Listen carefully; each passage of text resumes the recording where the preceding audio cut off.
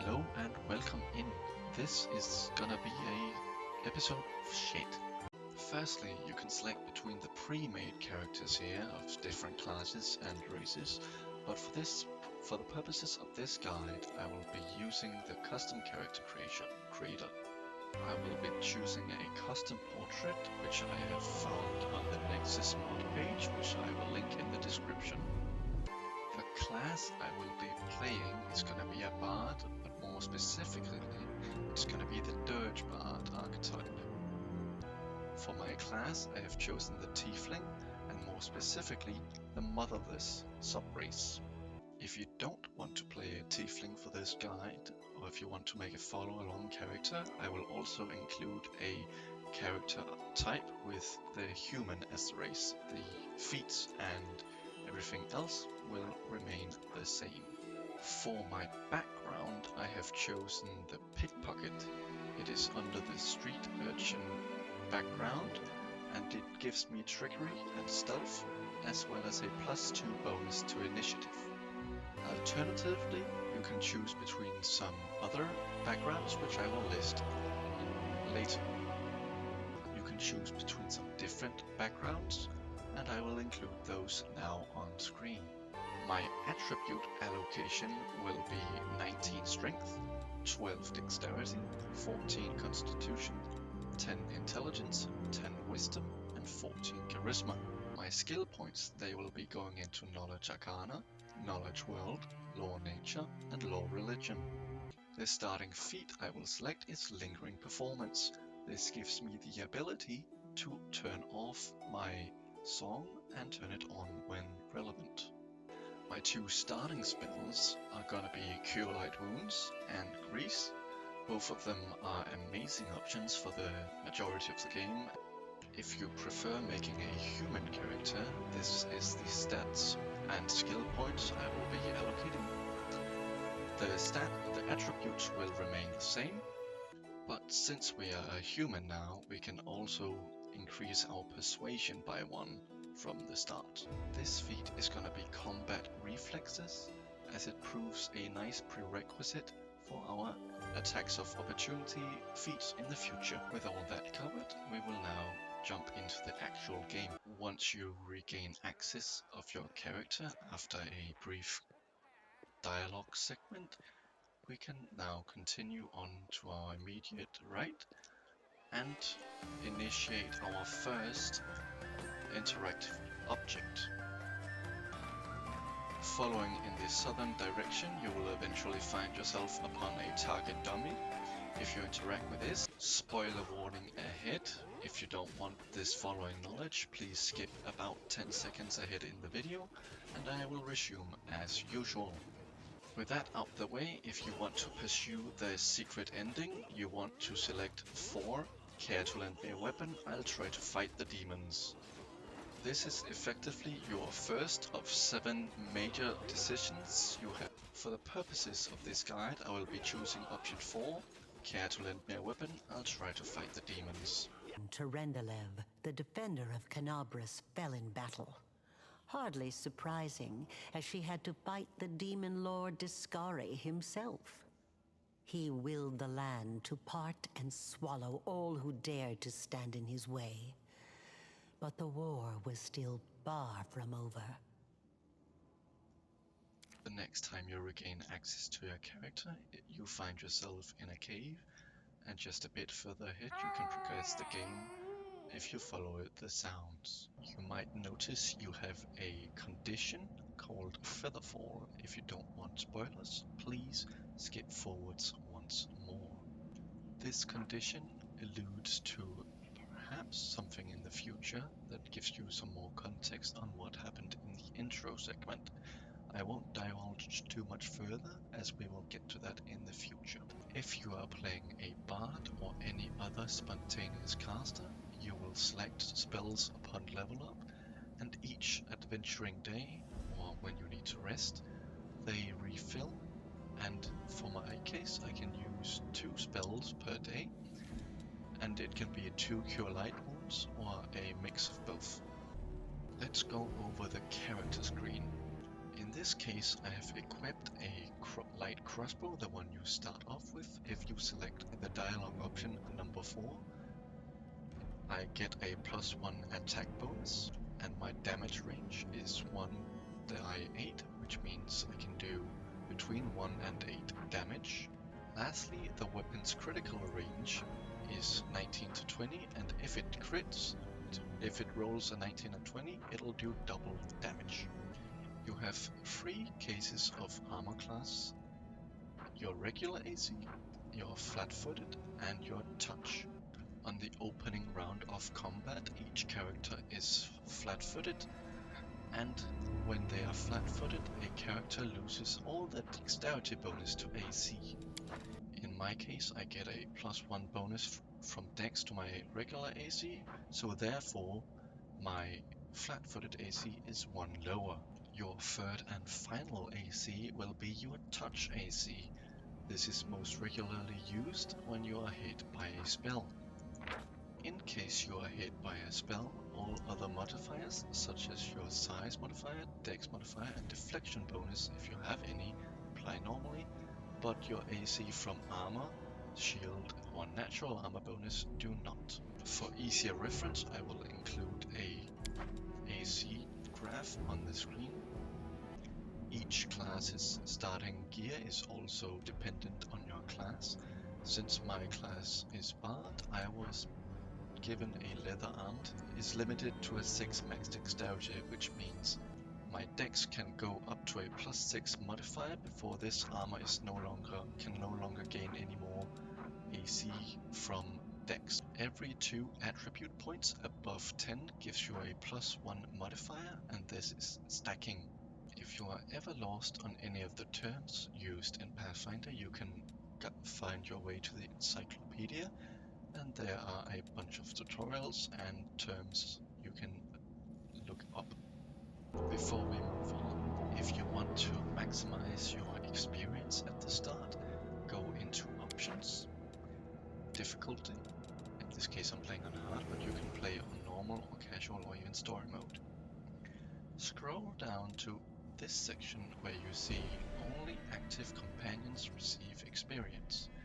If you click this on at the beginning of the game, like so, you get 750 experience. If you do not have this option on, at least at the start, when you move on XP to Seelah, in this case you only get 125 experience points. Your first skill checks will be Athletics 12, Knowledge World 12, or an Evil Diplomacy check. All skill checks grant you the same amount of experience points, but this one grants you about 200 starting gold without major repercussions. Since I am a bard, I will try my luck with Knowledge World. If you hover over any given skill check, you can see your roll result. In this case, on a 20-sided die, I rolled an 11 plus my 5 from skill points, which gives me 16, which is greater than 12. Therefore I succeeded the Knowledge World skill check. Furthermore, having only active companions receive experience on, I get 288 experience instead of about 40. Before you click this end dialogue option, at least if you're playing with only companions receive experience, if you head into options and turn this off again, you will notice that my main character is at 1038 out of 2000, and so is Seelah. If you do not disable this option before clicking the end dialogue option, Seelah will join you at 0 experience points. Let's go over Seelah's starting equipment and penalty from the shield and banded mail armor. You might notice the shield gives Seelah +2 AC, but it also comes with a -2 armor check penalty. This banded mail gives +7 AC and comes with a -6 armor check penalty. When you are wearing armor that gives penalties, you can see stats that are afflicted in the red here are impacted by your armor or shields. In this case, I am losing 8 combined value from Seelah's starting equipment. If I were to take this off her, she no longer is affected by this armor check penalties. However, due to her no longer having a armor on and a shield, she no longer has 22 AC but 12, which is much less. Since Seelah has 18 in strength, she gains a +4 modifier. This is visible by the +4 here. Instead of doing 1 die 8, she does 1 die 8 +4, meaning she does a range of 5 to 12 with a +5 attack roll modifier. As a paladin, she comes equipped with her starting proficiencies. These include proficiencies in all armor and simple and martial weapons. Furthermore, it is also granting her shield proficiency. Since Seelah is a human, she starts off with 2 feats at level 1, and they are as follows: Dodge, which gives her +1 bonus to AC, and Shield Focus, which increases AC bonus granted by any shield by 1. If I were to put 4 levels of Paladin into Seelah, she will unlock level 1 spell slots. Not all classes get spell slots at level 1, but some classes do, mostly wizards, sorcerers, and the ilk. In case you have full basic attack bonus, or BAB for short, you get an extra attack at level 6. 11 and 16. There are a few buttons here on the lower left that you should enable. The inspect button especially is very useful for identifying monsters' weaknesses or resistances. Another button that's not fully necessary but definitely useful is the formation button. The first 2 formations are locked, but as soon as you click any of these 4, you have free access to move your party around. Since Seelah is a Paladin, which is a heavily armored class, I will put her in front, while my Bard will be in the back. On PC, if you at the same time, it selects both characters. This is easily visible by the diamonds above their portraits. If you hold tab, you can see interactive objects, often loot containers, or NPCs, or anything else that glows. Let's equip our characters, shall we?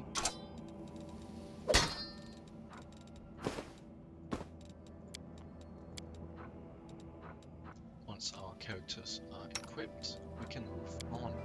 Continuing onwards from the chest, you will find a glowing scale. Loot this. Who's there? Make sure if you want to maximize your experience, you have only active companions receive experience on. These first 3 options are for flavor or learning more about the world, and these bottom 2 options lead to the same outcome of having Camellia join us. Certainly. Let's see if anything useful on him.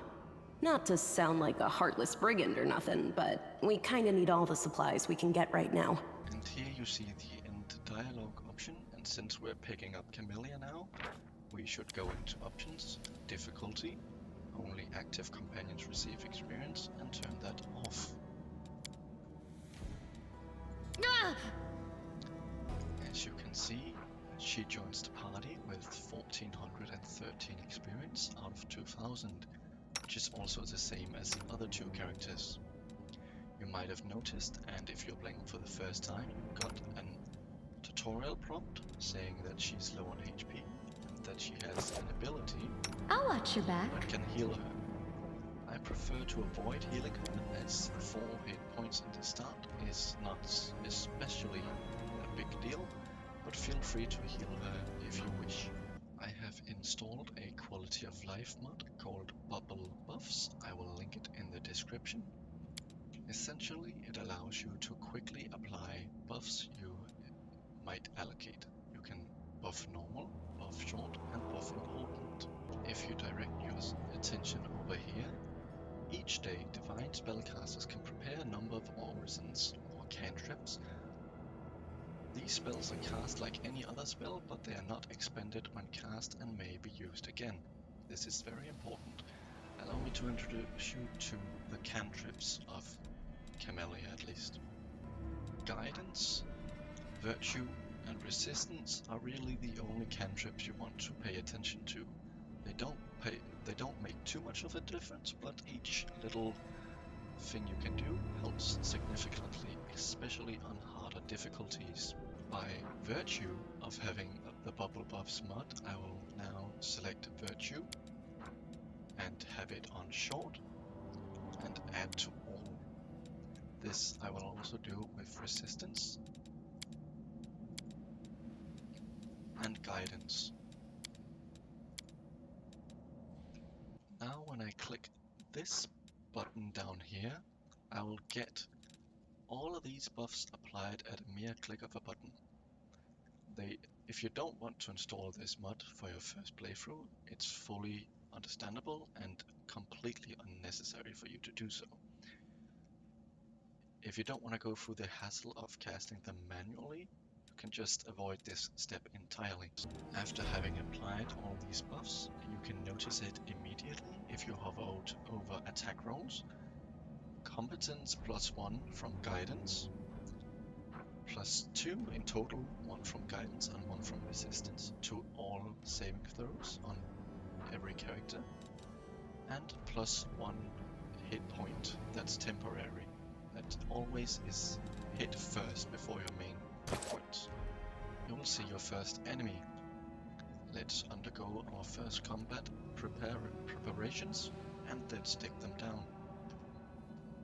Each character have the same amount of abilities, or at least baseline abilities: Charge, Coup de Grace, Treat Affliction, Demoralize, Fighting Defensively, Acrobatics or Mobility, and Inspire Rage except effect. At least in the beginning, I would recommend moving Charge down to your hotbar on any melee character. Wonder. Now, once you have done this, if you're playing on PC, hit the spacebar and you will pause the game. First, select Seelah or anyone else, click the Young Giant Centipede, then I you can heed the select voice of the Camellia spirits. and do the same. In case of my part, I So will just many simply thoughts, shoot it so from little time. distance. And now, if I unpause the game, these two people will charge, while my main character will stay back and shoot with his crossbow. You can quick save as many times as you want. No so don't reason get to too pause. afraid, too scared to quick save and just reload if something goes wrong. You can trust me. Like so. I pressed F8 here. And I'm back. Open your heart to me. Let's shake a leg! Let's talk about loot. You can loot everything you want. But at some point you will find yourself upon the party encumbrance limit. There are 3 stages of party encumbrance: light, medium, and heavy. Each character also has a party encumbrance. Let's have an example of encumbrance here. If I put on more weight than she can carry, based on her strength up here. Let's see if I can actually manage it. There we are. She now suffers from medium encumbrance. This gives her -3 to Armour Check, excluding shield, -3 to max dexterity bonus, -3 to mobility, athletics and stealth, and -10 speed. Devastating for any frontliner, but overall not too bad, at least compared to heavy. Furthermore, she can travel 18 hours on the world map, which will be introduced to later, before she becomes fatigued. Let's go over Camellia's character sheet. Camellia is a half-elf following the Green Faith, and she is a spirit hunter. As a divine caster, she can select 3 spell slots, one of them being limited to the yellow here. I cannot, for example, slot in Haze of Dreams up here. That's simply not possible. This is a spirit magic slot. And 2 regular spell slots. These will be recharged every time you rest, so don't fret about using them too much. She can select any combination of spells, and the further along she levels up, the more spells she has access to. Since Camellia's class allows full spell progression, at some point at level 17, she will unlock level 9 spells. These include some rather powerful spells that we are way too soon in the game to even think about, so let's just put that away. Furthermore, she also unlocks spells quicker than Seelah, since she has full spell slot progression.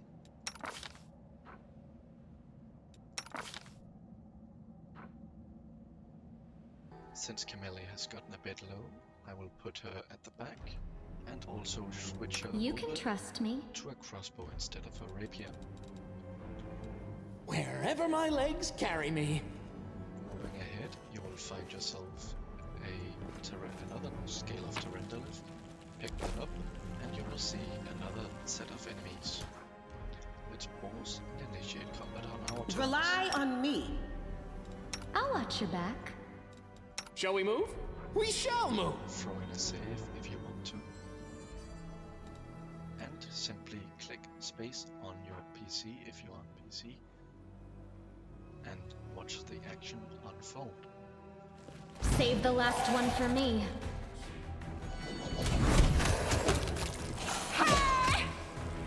You can hit to the right, and you will see another set of enemies. Let's move a little. Trail me. Hit pause. Let's hit pause. Select Together, Seelah, charge we the stand. one closest. Select our other two characters. If you are on PC, use your mouse and drag over them, and simply click. I'll cut on you the wide open! Throw in a save in case you want to, and if you're using the bubble buff mod, buff short if you want to. They will break against our resolve.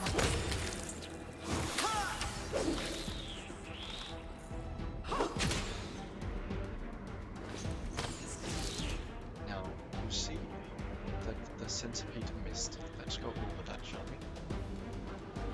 If you scroll up the combat log, you will find every single calculation. Let's undergo just this one as an example. The centipede tried to attack Seelah with bite. It rolled a 17, and it has a +4 to attack modifier, and Seelah's armor class is 22, so 21 is lower than 22, therefore it missed. And here you can see a full breakdown. Let's continue on this path, and we might finally find something good. Here we find ourselves braces of armor, 2 health potions, 25 gold, a scroll of inflict light wounds, and a light mace. What's in wait?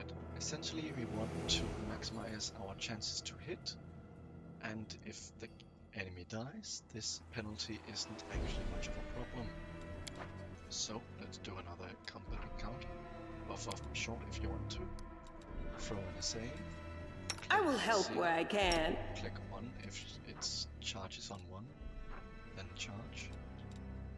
Have your range characters The spirits demand your blood! Shred them!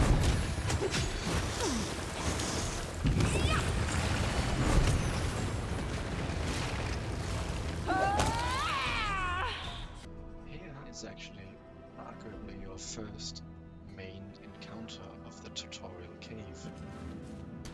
So let's deal with that, shall we? This is a monitor lizard. It is a level 3 animal. It has 26 hit points with a hit dice of 3 since it's level 3. It's medium size, 30 feet movement, and 3 initiative. It has 19 strength, 17 dex, 19 constitution, 4 intelligence, 14 wisdom, and 8 charisma. The more important part is it has a +7 attack on hard mode and a damage range of 7 to 14, which, if I hover over my characters, you can see 7 to 14 with a +7 to hit could be rather devastating. On lower difficulties, it'll have much lower stats, and less attack bonus and damage range.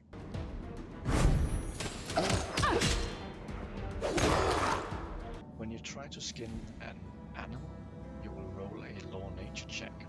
If we look at our character's law nature, it is +3, +1, and +7. +7 is not bad as a bard, but it definitely does not guarantee the monitor lizard's loot. You can try it, but it's not guaranteed. In this case, the skinning succeeded, and we got monitor lizard scales with 9 gold. If we continue forward, you will meet Lan and someone else.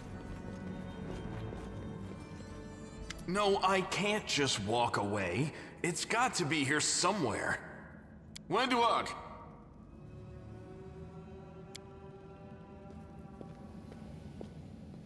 Lan, did you find it? Who is that?